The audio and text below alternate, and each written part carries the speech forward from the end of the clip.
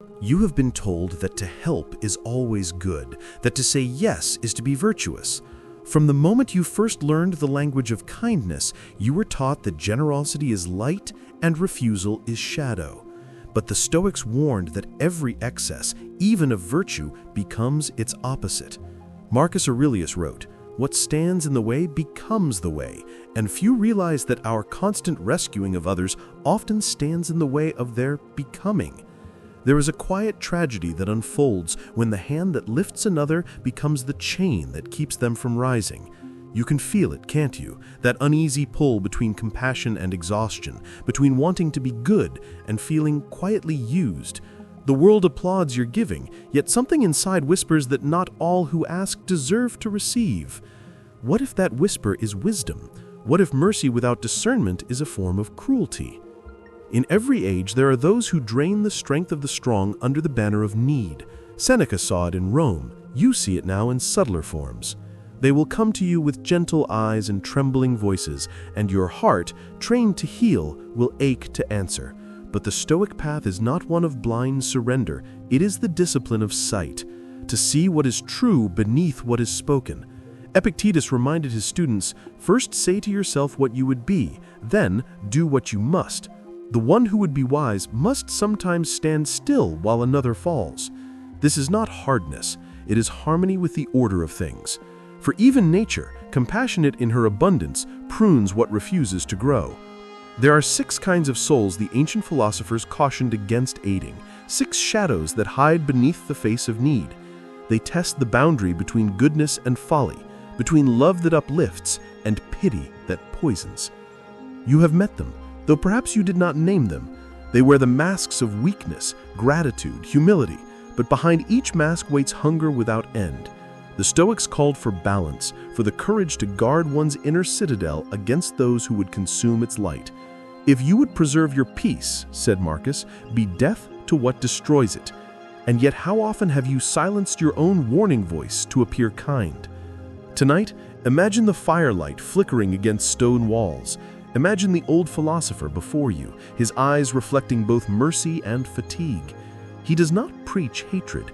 He speaks of discernment, the wisdom to know when your help becomes harm. As the night deepens, his voice lowers. There are 6 you must not help unless you wish to perish with them. The air stills, the fire cracks. Somewhere within, you already know their faces. And before this story ends, you will learn why the Stoics said that refusing the wrong plea is sometimes the highest act of compassion. The first shadow the Stoics warned of is the chronically lazy, the one who demands the fruit of labor without the labor of growth. Their stillness is not peace, but decay.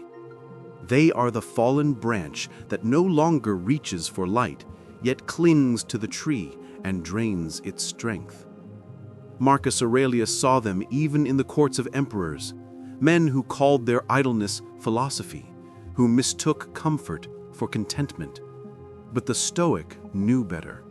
Do not waste what remains of your life in imagining what others do, he wrote, but do your work with fidelity. The lazy man's imagination is his master. He builds castles in air while his body and mind crumble to dust. You know the type. They wear fatigue like armor, crafting excuses as finely as others craft achievements. Every attempt to lift them becomes another weight upon your shoulders. Their words are soft, but their dependence is iron. They will tell you of their misfortunes, their unfair beginnings, the cruel world that conspired against them. You will listen, and the noble part of you will ache to correct the imbalance. But each time you reach down to pull them from the pit, you find your own footing slipping. It is then you must remember the Stoic image of the archer, steady, disciplined, focused on what lies within his control. Epictetus warned, no great thing is created suddenly. To intervene too soon, to shield another from the necessity of effort, is to rob them of the sacred struggle that forges character. Nature herself teaches this law. The chick that never struggles from its shell is condemned to die within it. The vine that grows without resistance coils weakly and bears no fruit. Seneca wrote that misfortune is the material of virtue, for without resistance there can be no strength. Yet the chronically lazy refuse this pact with life. They wish for ease without endurance, results without refinement. When you feed them, you feed their weakness. When you carry them, you cripple them. Your pity, though dressed in compassion, becomes the architect of their ruin. The Stoics did not call this cruelty. They called it truth, the hard mercy that allows the indolent to face themselves. Look closely, and you will see that the lazy soul is not truly helpless, only unwilling.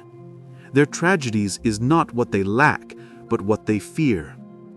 The pain of honest effort, the humility of beginning again. They would rather beg than build. And so the wise man, though his heart stirs with compassion, must stand firm as a mountain. He may offer a word, a path, a tool, but never his strength.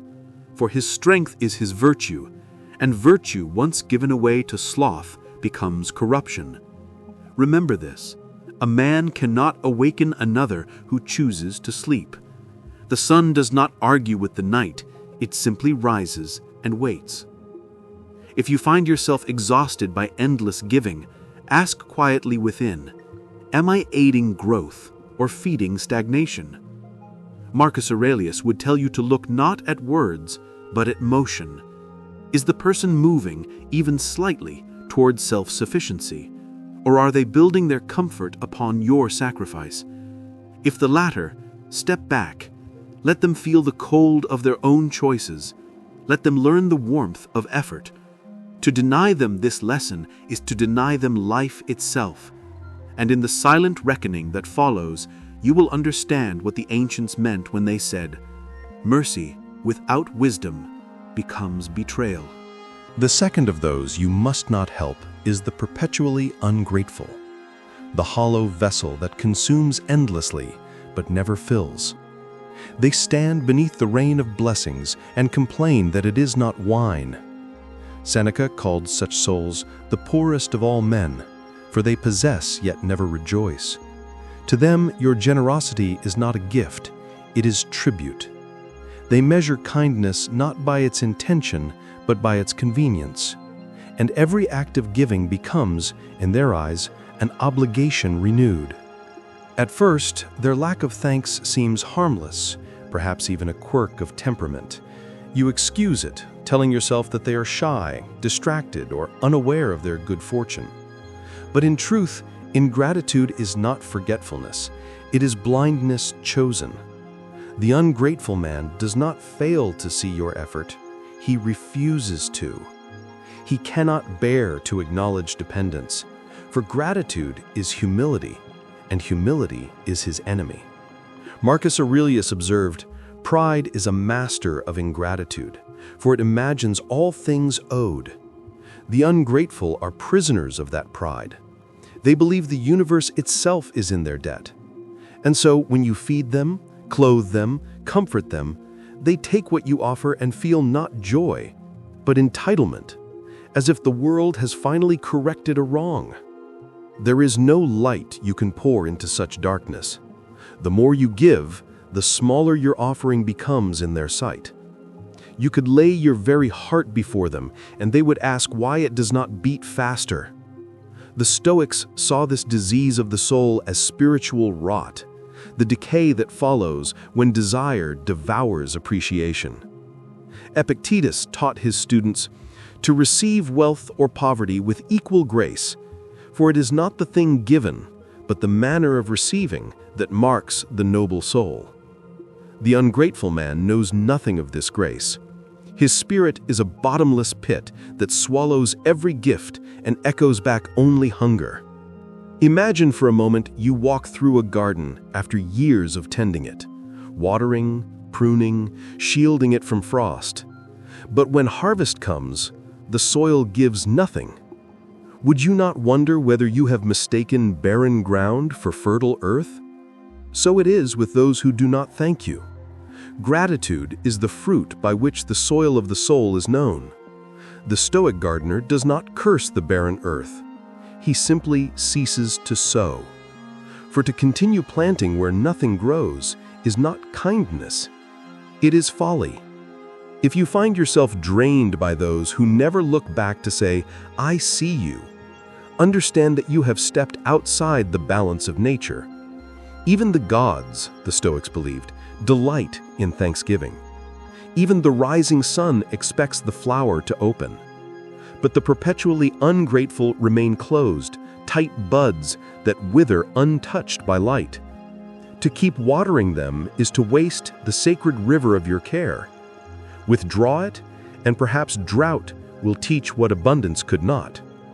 For gratitude is the first proof of awakening, and the absence of it is the clearest mark of a soul still asleep. The third among those you must not help is the arrogant and self-righteous, the one who seeks not truth, but validation. To such a man, wisdom is not a flame to be shared, but a mirror that reflects his imagined greatness. He carries his ignorance like a crown and his pride like armor, mistaking both for strength. Marcus Aurelius warned, "It is possible to be both correct and intolerable." And indeed, arrogance often hides beneath the mask of certainty. The arrogant are not content to be right, they must be seen as right. And anyone who dares to challenge their illusion becomes an enemy of their ego. To help the arrogant is to wrestle with smoke.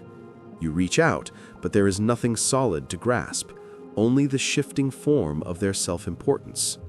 Try to guide them, and they will interpret your kindness as weakness, your counsel as criticism, your humility as proof of their superiority.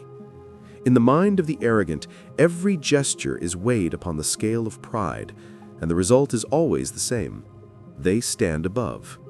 Seneca wrote, "No man learns who thinks he already knows." And so, arrogance is a fortress built to keep wisdom out, a structure tall enough to block every light but its own. You may think your compassion can reach them, that patience, gentleness, or reason might soften their rigidity. But arrogance is not ignorance cured by learning. It is fear disguised as confidence. Deep down, the self-righteous tremble at the possibility of their own inadequacy. Their pride is a wall raised in panic to protect a fragile self they dare not expose. When you attempt to help such a person, you are not speaking to their reason, but to their fear. And fear listens only to itself. The Stoics understood this well. Epictetus once told his students that no man can receive correction unless he has first corrected his pride. Until then, words are wasted and wisdom is mocked. To engage with the arrogant is to pour clear water into a cup already full. It only spills and soils. They will take your advice not as a gift, but as a challenge to their authority. They will turn your attempt to help into a contest they must win. And when they do, you will find yourself drained, confused, doubting whether your intention was pure or naive. The truth is that the arrogant man does not seek healing. He seeks victory. And to help him is to become the battlefield. In time, you will learn to recognize their tone, the quiet condescension dressed as concern, the subtle dismissal that infects every conversation. They smile not with warmth, but with superiority. They quote wisdom not to share it, but to wield it. These are not students of life, but merchants of vanity.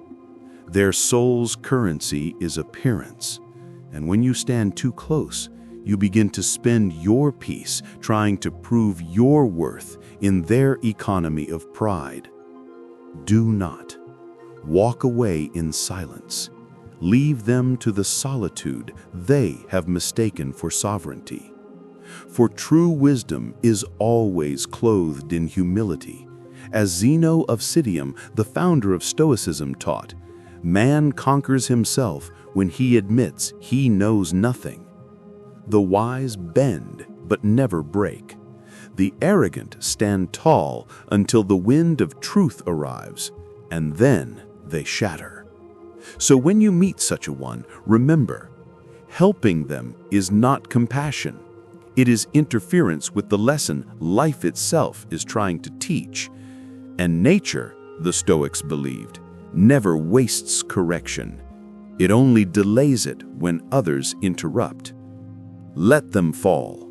Let them face the silence their pride cannot fill. Only then will humility find room to enter. The fourth shadow you must not help is the habitually wicked, those who know the path of virtue and deliberately turn away. They are not misguided, not lost in ignorance. They are architects of harm, sculptors of deception, deliberate in cruelty. Their choices are conscious, and their hearts have learned to dance in darkness. Marcus Aurelius warned that some men live by appetite alone, letting impulse guide the mind and never the reason. The wicked are such men, and to intervene on their behalf is to lend your hand to their designs. They will lie, cheat, manipulate, and take without pause or conscience. They may beg, plead, or weave tales of misfortune to draw you in, but your compassion becomes the instrument of their wrongdoing. Seneca wrote, "The soul that can be corrupted by others is itself weak." To attempt to save the wicked is to risk your own virtue, to place yourself in service of destruction. Unlike the lazy or ungrateful, the wicked do not hunger for guidance. They hunger for opportunity. And your aid is fertile soil upon which their malice can grow. To help them is to partner with darkness. You may believe in second chances, in redemption, in the transformative power of mercy. But mercy without discernment is folly. The wicked are not students of life, they are its predators. Epictetus said, "It is not what happens to you, but how you react that matters." The wicked choose reaction over reflection. They see the consequences of their actions, but continue regardless.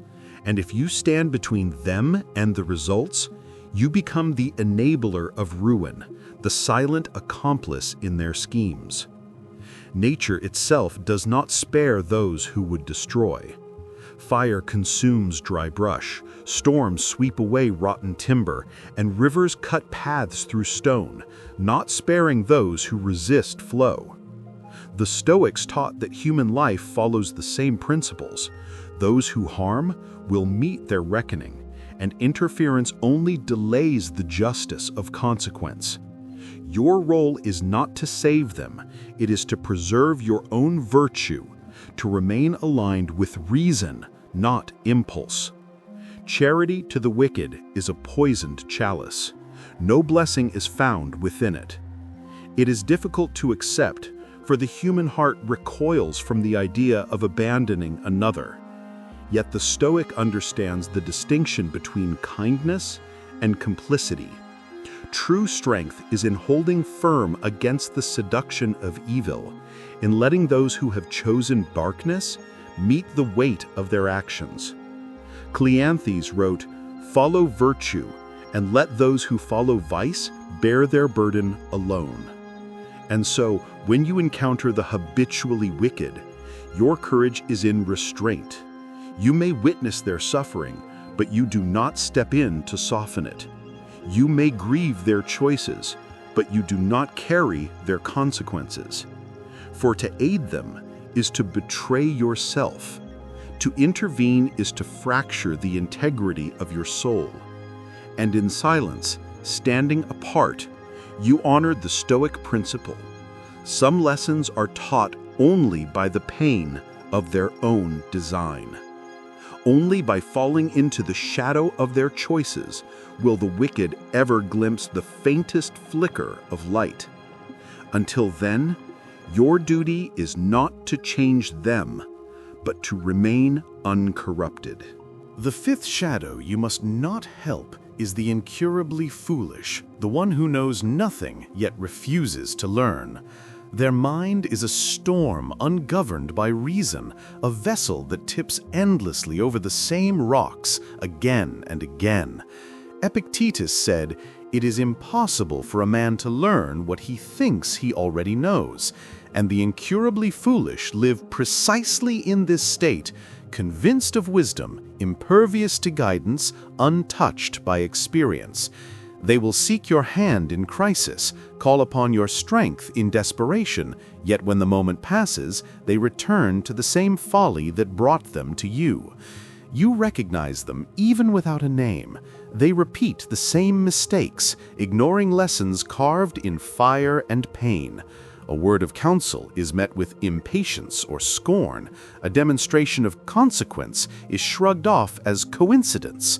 Marcus Aurelius wrote, "If someone is able to show me that what I think or do is not right, I will happily change, for I seek the truth by which no one was ever harmed." The foolish, however, will never seek truth. They will cling to the illusion of knowing, and every intervention becomes a collision against a wall of stubbornness. Your help, though sincere, does not awaken them. It merely prolongs the cycle. They are like those who thrash in a river, refusing the life preserver you throw, pulling you under as you try to save them. Each attempt to rescue binds you to their folly, sapping your energy, eroding your resolve. Cleanthes once said, "Endure what is necessary, do not be carried away by what is not." And so, when the incurably foolish cry for aid, the Stoic mind recognizes the hard truth. The only lesson that can reach them is the one delivered by life itself. Your interference, no matter how well-intentioned, becomes a shield against that lesson. This is a test of patience and discernment. Your heart may ache to intervene, to offer clarity, to lift them above their repeated failures. Yet the Stoic mind understands that virtue cannot be imposed externally. Wisdom cannot be poured into a vessel that refuses to hold. To help the incurably foolish is not kindness, but a subtle cruelty, robbing them of the chance to confront the consequences their own choices will inevitably bring. Seneca wrote, "Difficulties strengthen the mind, as labor does the body. By stepping in, you prevent the strengthening. You deny the growth that suffering alone can produce. Let them struggle. Let them sink into the whirlpools of their own making. Your duty is to remain a silent observer, a steady presence untouched by the turbulence around you. Stand firm, and in doing so, honor the Stoic principle that wisdom is not given, it is earned, clawed from the shadows by the relentless hand of experience. And in time, some may awaken, though many never will. Your charge is not their enlightenment, it is the preservation of your own virtue in the midst of folly." The sixth shadow you must not help is the master manipulator, a soul as subtle as smoke and as dangerous as fire. They do not ask, they insinuate. They do not demand, they enchant. Marcus Aurelius observed, "Men exist for the sake of one another. Teach them or endure them." Yet some men exploit this bond, twisting it into chains for those who seek only to act rightly. The manipulator understands the human heart with frightening precision. They know your desire to do good, your craving to assist, and they wield it like a blade, turning virtue into a trap. They will present themselves as victims, as friends, as seekers of guidance. Their stories are woven with threads of truth stitched carefully to draw you near. And once close, the fabric unravels. You discover that every gift you give, every ounce of your care is consumed not to grow, but to control. Epictetus warned, "Keep your attention on yourself. Never be swayed by the ways of those who are blind to their own corruption." The manipulator is blind to nothing. They see with unnerving clarity. And you, generous as you are, become complicit in a dance choreographed to strip your energy, your time, your peace. To attempt to help such a one is to walk a labyrinth of shadows. One day they are a friend, tomorrow a victim, the next a martyr, each mask carefully placed to evoke your sympathy and bend your will. Seneca wrote, "He who is everywhere is nowhere." And so the manipulator is everywhere in your mind, nowhere in your virtue, a specter feeding on your attention. When you recognize the pattern, it is too late for some. The energy, the goodwill, the quiet strength you offered freely has been siphoned to fuel their schemes. The danger is subtle, almost invisible. Unlike the wicked who strike openly, the manipulator smiles while they poison. Unlike the lazy who take passively, they take with art. Unlike the arrogant who reject advice, they pretend to crave it while twisting it to serve themselves. Their mastery is in deception, and their weapon is your desire to be virtuous. To intervene, even with caution, is to risk your moral compass being gradually eroded, replaced with resentment and exhaustion. The Stoics understood that virtue must remain inviolate. It cannot be lent to those who would corrupt it. The path forward is stern but clear. See them as they are, not as you wish them to be. Withdraw without malice, without resentment, without a word of accusation. Marcus Aurelius reminds us, waste no more time arguing what a good man should be. Be one. Your life is not a theater for their deception. Your virtue is not a tool to repair what is designed to manipulate. Let them find the limits of their own craft alone. In doing so, you honor the timeless Stoic principle that protection of your soul itself is an act of wisdom, and that the noblest help is sometimes no help at all. The seventh shadow you must not help is the unrepentant rebel, the one who knows better, yet chooses wrong. They have been guided, corrected, warned, and enlightened. Their potential is vast, their mind capable, their heart untested in true discipline. Yet they refuse the path. Marcus Aurelius wrote, "Waste no more time arguing what a good man should be. Be one." The rebel hears the words, but turns away, choosing instead the easier pleasures of defiance, the fleeting victory of ignoring wisdom. You may see in them what could be, a mind open to virtue, a soul ready for growth, and your compassion may ache with hope. Seneca reminded us, we are more often frightened than hurt, and we suffer more from imagination than from reality. The rebel suffers, yes, but it is a suffering of their own design, not a cry for help. Every attempt to intervene, every counsel offered, every hand extended, meets a wall of refusal. They nod, they smile, they appear receptive, but the moment you turn away, they return to the habits that harm them most. The Stoic heart aches, yet learns, you cannot will virtue upon another. The desire to change must come from within. The rebel's defiance is not ignorance, nor is it weakness, it is choice. The strength to act rightly exists in them, yet they squander it. You may plead, advise, or illuminate, yet all is in vain until the fire of their own realization burns. Epictetus wrote, "Men are disturbed not by things, but by the views which they take of them." The rebel has taken the view that their will supersedes all guidance, that wisdom offered by others is only a suggestion, not a command. And so your help is an illusion, a shadow you cast over the path they refuse to walk. Herein lies the cruelty of attachment. Your hope binds you to their defiance. You see what could be, and each failure they repeat slices through your patience like a cold blade. Yet the Stoic heart must remain unmoved by what is not within its control. The rebel may stumble, may fall into ruin, may awaken in despair, and perhaps they will find the path themselves. But you cannot carry them there. You cannot fight the battle they refuse to acknowledge. Marcus Aurelius advised, "Be content with what you are, and wish not change in others, for that is beyond your power." Let them wander. Let them taste the consequence of repeated choice. The Stoic does not abandon them in hatred, but in wisdom. The unrepentant rabble's freedom to err is not yours to correct, and in stepping back, you preserve your own virtue, your own clarity, your own capacity for reasoned action. Some will awaken, some never will.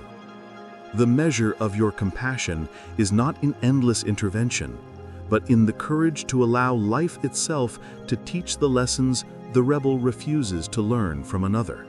And now, having walked through the shadows of the lazy, the ungrateful, the arrogant, the wicked, the foolish, the manipulative, and the unrepentant, the question emerges, what is my duty? The heart that aches to help all may stumble here, for the Stoic path demands discernment, not emotion alone. Marcus Aurelius wrote, "If it is not right, do not do it. If it is not true, do not say it." And so we ask, if aiding another brings harm, either to them or to ourselves, what is the right course? The answer is neither cruelty nor coldness, but wisdom. To help indiscriminately is not virtue, it is folly. The Stoic understands that the universe works through consequence, that growth is forged in the crucible of experience. Seneca reminded us, difficulties strengthen the mind as labor does the body. To shield those unready from the weight of life is to rob them of strength, to deny them the lesson their soul most urgently requires. Compassion is not measured in giving without end. It is measured in the clarity to act rightly, in the courage to step back when intervention would only delay awakening. Each of the 7 types we have examined requires a different response, yet all demand the same principle: discernment. The lazy must face their effort. The ungrateful must confront their emptiness. The arrogant must experience the limitation of pride. The wicked must encounter consequence. The foolish must feel the pull of repeated mistake. The manipulator must see the limits of deceit. The rebel must face the weight of repeated defiance. You cannot substitute for the trials that life has decreed. You cannot lift another without lifting their responsibility. And in doing so, you may fracture both their growth and your own virtue. Epictetus warned, "Do not seek to bring events to your will, but rather will events to your nature." To know when to act and when to step back is to align with nature itself. There is also a subtle beauty here, for discernment is not absence of love. The Stoic does not harden his heart, he fortifies it. Compassion is not abandonment, nor is restraint cruelty. It is a reflection of the eternal balance, the harmony that governs all things. By refusing aid to those unready, the wise conserve their strength, preserve their virtue, and allow others to awaken through experience, the only awakening that endures. Like the archer who waits patiently for the perfect moment to release the arrow, the Stoic observes, judges, and chooses action with precision. And so we come to the silent truth. Not all who suffer deserve our hand. Not all who beg deserve our intervention. To protect your energy is not selfishness. It is fidelity to the order of life, fidelity to the principles of reason, and fidelity to your own soul. The ancients called this oikeiosis, the alignment of self with universal reason, the recognition that your own virtue is the soil from which all acts of goodness must grow. When you step back, when you withhold, when you let consequence teach, you are not abandoning. You are participating in the deeper wisdom of existence. The Stoic does not rejoice in another's fall, but he does not grieve at their consequence either. He observes, he endures, he preserves his virtue, knowing that the universe is not cruel, only impartial. And in this impartiality, he finds peace.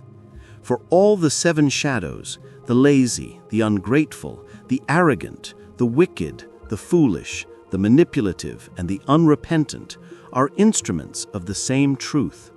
Life itself instructs through experience, and only through confrontation with consequence can the soul awaken. To interfere too soon is to rob both the teacher and the pupil of their sacred lesson. Yes, after tracing the 7 shadows that drain, deceive, and resist, the final truth emerges, quiet and unyielding.